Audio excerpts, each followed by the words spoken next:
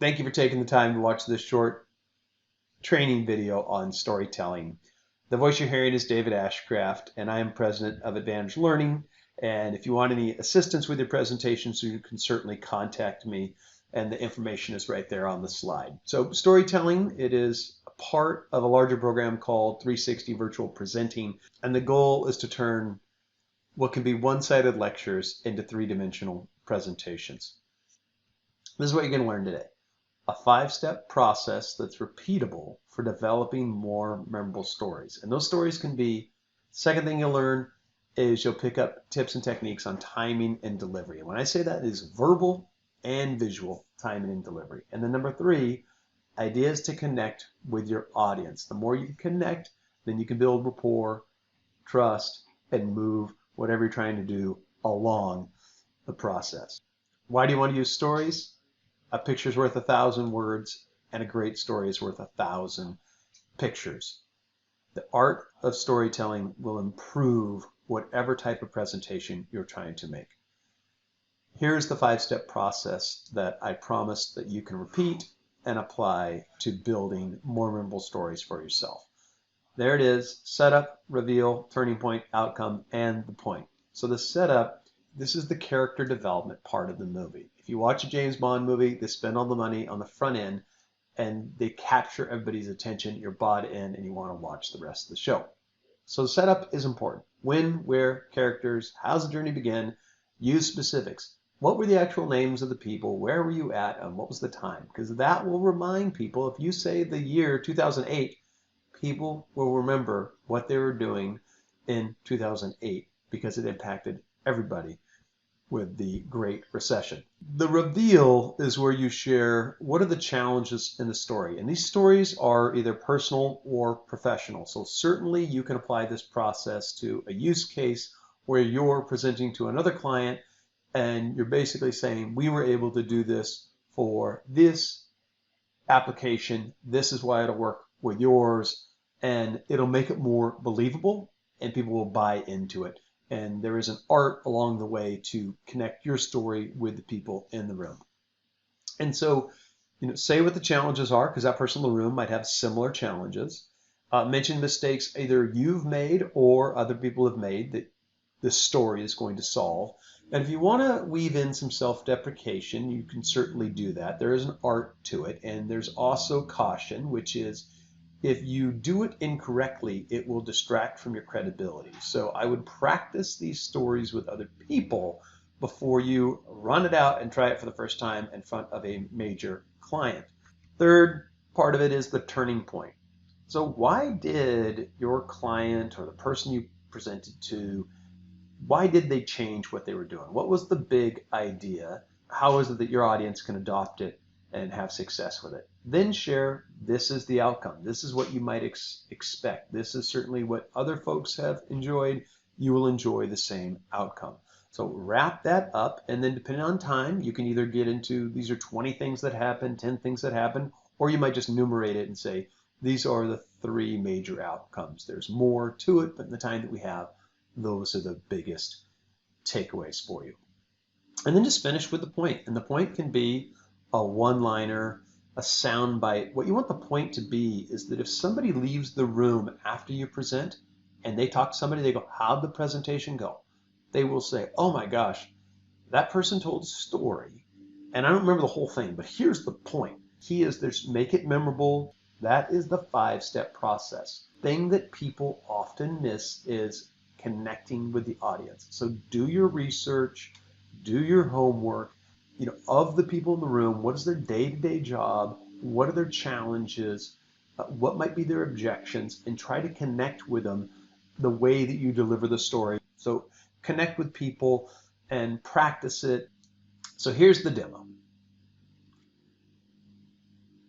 You might recognize this place.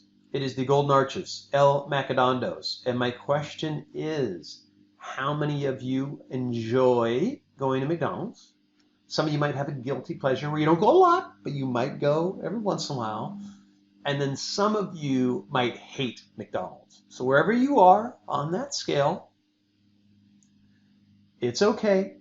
The other place you could be is, I wonder how many of you ever worked at McDonald's.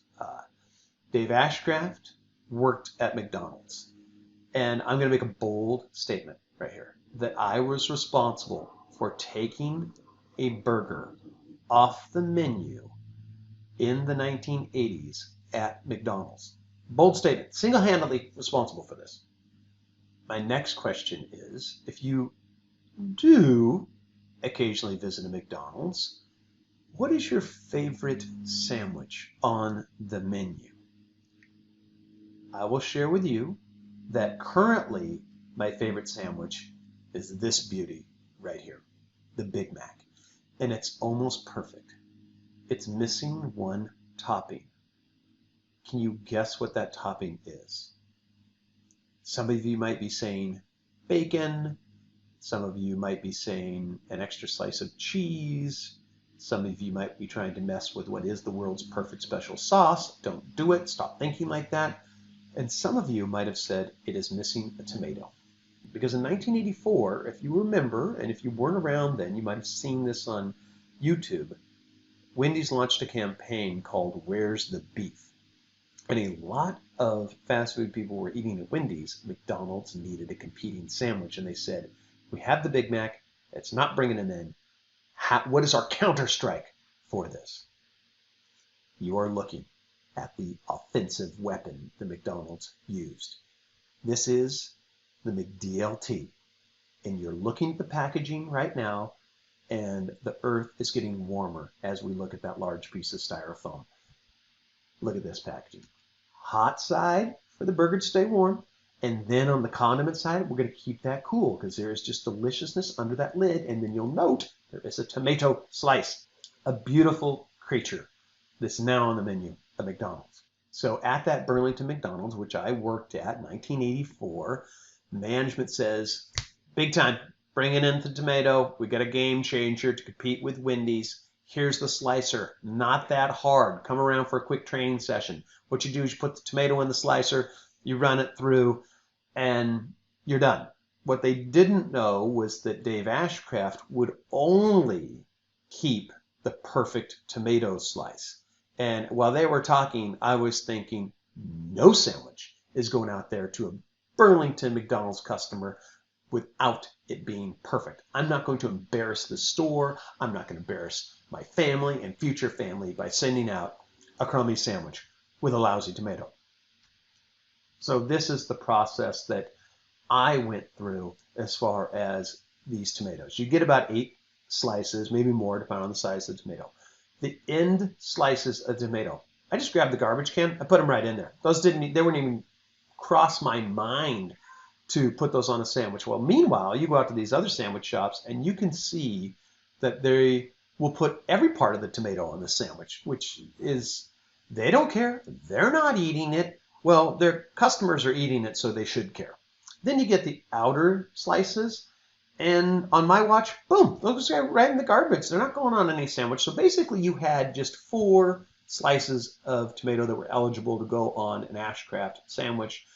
And I consider these the otoro part of the tomato. For the fans of sushi out there, you'll know that that is the richest, most expensive part. Those made the cut. Now, the whole tomato might not even make the cut. If I picked it up and it was soft or too ripe, boom, I would just chuck the whole thing in the garbage. I'm like, why even send it through the slicer? That's a waste of time. I can throw it in the garbage right here. Everything's going to be fine. So if you looked at what the yield should be from all the tomatoes that I was cutting and what management was expecting, this might be the yield. Well, if it was my shift, I was the tomato burglar competing with this dude. So those tomatoes, those were in the garbage. That stack, garbage. This stack, boom, about half of that stack made it. So think about if you're a business owner or you're in charge of variable costs and trying to reduce them. I was your worst enemy at McDonald's. And eventually McDonald's, they run the numbers, they crunch it right there at the store, and then they send the numbers back to Oak Brook, Illinois, which has since moved to downtown Chicago. And they're saying, okay, the McDLT sales price at the time was $1.99. Let's look at our cost of goods sold. For the Burlington store, where's the $2.29 coming from? I'll tell you where it's coming from. That's me in 1984, and I have a lot going on. I have a really bad haircut going on. I have worse glasses and even worse teeth going on. So the thing that I did have going on that was excellent was tomato slices. So you've probably already done the math, and the profit is a negative profit of 30 cents. Well, what's the point of my story?